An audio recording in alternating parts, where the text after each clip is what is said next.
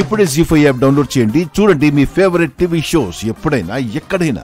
అసలు మిమ్మల్ని ఎందుకు వాళ్ళు బంధించారు? బుజ్జమ్మ గారి సోదరుడు అన్నాడని ఊరిని కాపాడుకోవాలన్న ఆతృతతో నేను దేవరాజు గారు అమ్మవారి యొక్క విగ్రహం ఆభరణాల గురించి మొత్తం చెప్పాను. ఆ దుర్మార్గులు దురాశపరులని ఊహించలేకపోయాను. అది దేవరాజు గారింటి పెరట్లోనే దాచారు. మనం త్వరగా వెళ్ళాలి. అవి ఇప్పుడు అక్కడ లేవండి. లేవా? ఆ భూపతి వాళ్ళే మీ నుంచి తెలుసుకుని అక్కడికి వెళ్ళి కాజేశారు. వాళ్ళకి ఇదంతా ఎలా తెలుసని మేము అనుకున్నాం. ఇప్పుడు అర్థమైంది. కానీ అవి ఎక్కడున్నాయో కూడా మాకు తెలియట్లేదండి. నా వల్లే తప్పు జరిగిపోయింది. ఊరిని కాపాడదామని వచ్చి దొంగల చేతికి అప్పగించాను. దేవరాజు గారు ఏదైతే జరగకూడదని అంత జాగ్రత్త పడ్డారో నా అజాగ్రత్త వల్ల ఇలా జరిగిపోయింది. ఇప్పుడు ఊరిని కాపాడుకోలేము అమ్మా. తప్పకుండా కాపాడతామండి. వాళ్లే దొంగలించాము అనడానికి ఆధారం అడుగుతున్నారు. మా దగ్గర సాక్ష్యం లేక ఆగాము. ఇప్పుడు మీరున్నారు కదా, ఎక్కడ దాచారో బయటికి తీస్తాము. పదండి, గట్టిగా నిలదీద్దాం. నిలదీయడం ఏంటి? నిలువునా చీరేస్తాను. ఎక్కడ దాచారో చెప్పకపోతే చేస్తారు. రండి.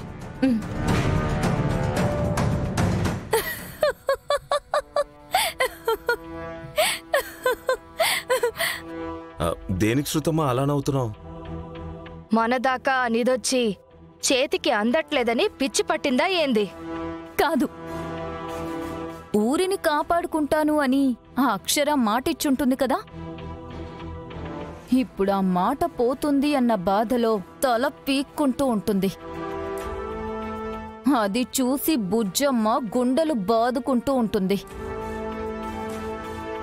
ఆ ఇద్దరిని చూసి తట్టుకోలేక బావగారు కన్నీరు మున్నీరవుతూ ఉంటారు. అది తలుచుకుంటే నాకు నవ్వొస్తుంది. ఏడవని, ఎల్లుండి సస్తారు సావని.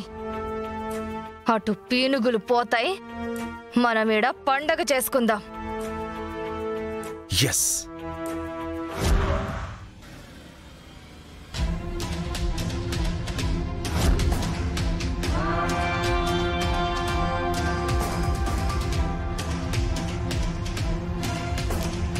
ఏంటి భూపతి గారు, మొహం అంతా అలా ఆముదం తాగినట్టు పెట్టారు?